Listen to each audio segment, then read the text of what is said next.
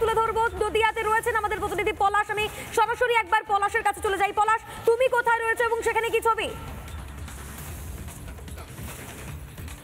একদমই দেখো, আমি যে জায়গাটায় দাঁড়িয়ে আছি, গতকালকের ঘটনার পর থেকে গোটা রাজ্য এবং কেন্দ্র যৌথভাবে যেরকম বিভিন্ন জায়গায় তল্লাশি চালানো হচ্ছে, ঠিক একই রকম ভাবে নদিয়ার নাকাশিপাড়া থানা এলাকার যে পুলিশ বাহিনী তারাও কিন্তু এই মুহূর্তে আসা যাওয়া প্রত্যেকটা গাড়ির ওপরে নাকা চেকিং চালাচ্ছে। এই যে রাস্তাটা সোজা চলে গেছে করিমপুর, তেহট্ট, চাপড়া, অর্থাৎ নদিয়ার ভারত বাংলাদেশের যে সীমান্তবর্তী এবং স্পর্শকাতর যেই বর্ডারগুলো রয়েছে, সেই বর্ডারগুলো এখান দিয়ে প্রতিনিয়ত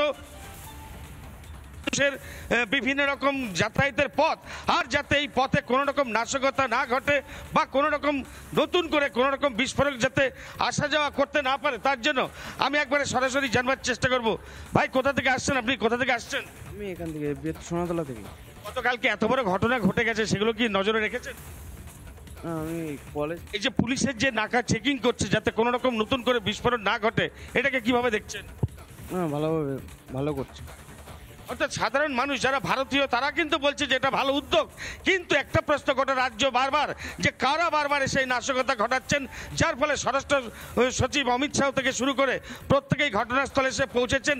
একাধিক ব্যক্তির মৃত্যু ঘটেছে, বেশ কয়েকজন আহত হয়েছে। প্রত্যেকের যেরকম শারীরিক খোঁজ খবর নেওয়া হচ্ছে, সকাল থেকে বোম স্কোয়াডের যে ফরেন্সিক দল তারা কিন্তু দিল্লিতে পৌঁছে গেছেন, বিভিন্ন রকম তল্লাশি চলছে। তার পাশাপাশি এই সমস্ত সীমান্তবর্তী এলাকার যে রাস্তা, সেই রাস্তাতেও সকাল থেকে পুলিশের নাকা চেকিং শুরু হয়েছে। গতকালকেও একই রকম ভাবে চেকিং হয়েছে।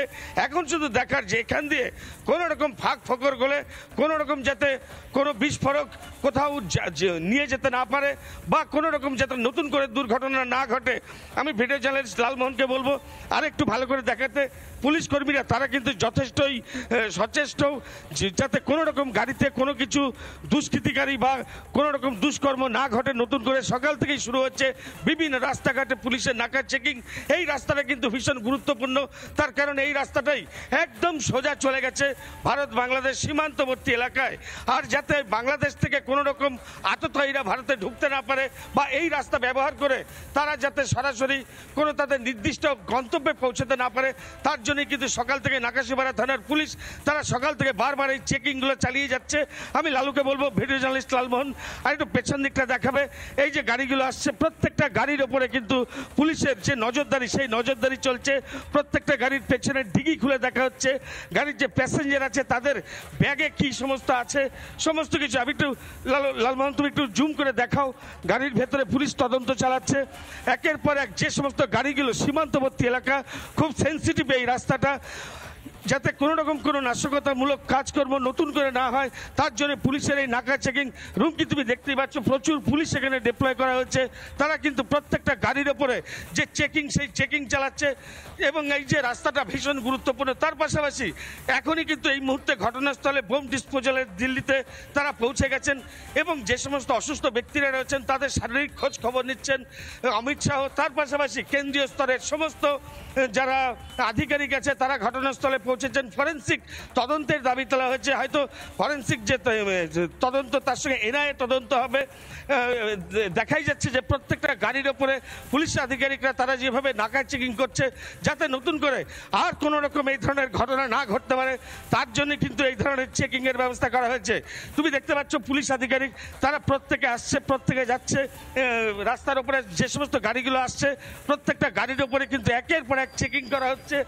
মূলত আমি একটু জানবার চেষ্টা করব, এই যে পুলিশের তৎপরতা, এটাকে কিভাবে দেখছেন?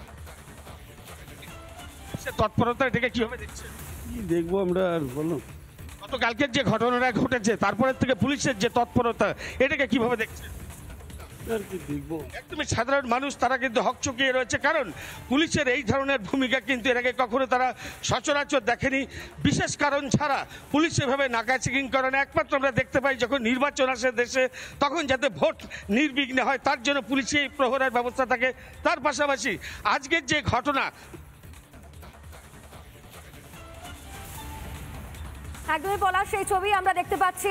আমাদের প্রতিনিধি পলাশ ছিলেন ভারত বাংলাদেশ সীমান্ত এলাকায় যে কড়া নিরাপত্তা চলছে সেই ছবি তুলে ধরছিলেন। ঢাকা সীমানা থেকে রাস্তায় গাড়ি দাঁড় করিয়ে চলছে নজরদারি, যেখানে দেখা যাচ্ছে যাত্রীবাহী অটো তারও নজরের বাইরে যাচ্ছে না পুলিশের, এবং সেই যাত্রীবাহী অটোতেও কার্যত তল্লাশি চালাতে দেখা গেল পুলিশকে। এবং এরই পাশাপাশি যাত্রীদের যে ব্যাগ সেই ব্যাগও কিন্তু খতিয়ে দেখা হচ্ছে, অর্থাৎ কড়া নজরদারি রয়েছে সীমান্তবর্তী এলাকাগুলিতে। যে ছবি দেখা যাচ্ছে লাগাতার রিপাবলিক বাংলা সমস্ত ছবি আপনাদের সামনে তুলে ধরছে, কারণ রাজ্য জুড়ে হাই অ্যালার্ট জারি করা হয়েছে এবং ইতিমধ্যেই সমস্ত জায়গায় যে তল্লাশি সেই তল্লাশি শুরু হয়ে গিয়েছে। লাগাতার সকাল থেকে আমরা ছবি তুলে ধরছি আপনাদের সামনে, যেখানে গুরুত্বপূর্ণ যে স্টেশন যেমন হাওড়া, শিয়ালদা, কলকাতা বিমানবন্দর, প্রত্যেকটি জায়গায় কার্যত এই ছবি দেখা যাচ্ছে।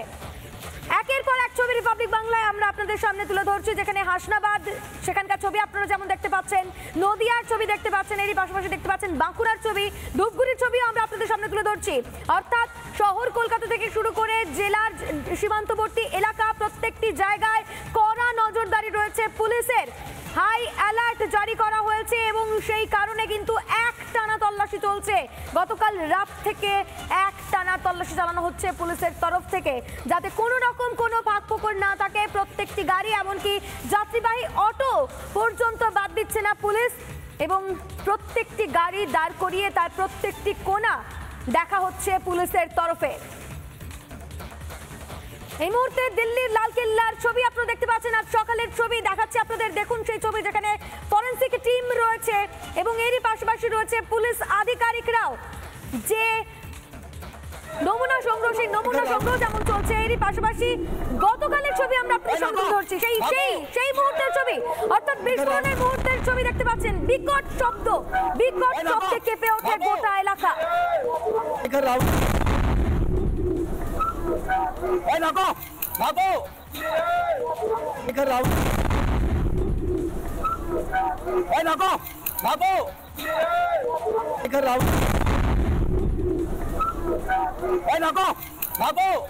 নানা ধরনের কন্টেন্ট দেখার জন্য লাইক করুন, শেয়ার করুন আমাদের ফেসবুক পেজ, সাবস্ক্রাইব করুন আমাদের ইউটিউব চ্যানেল।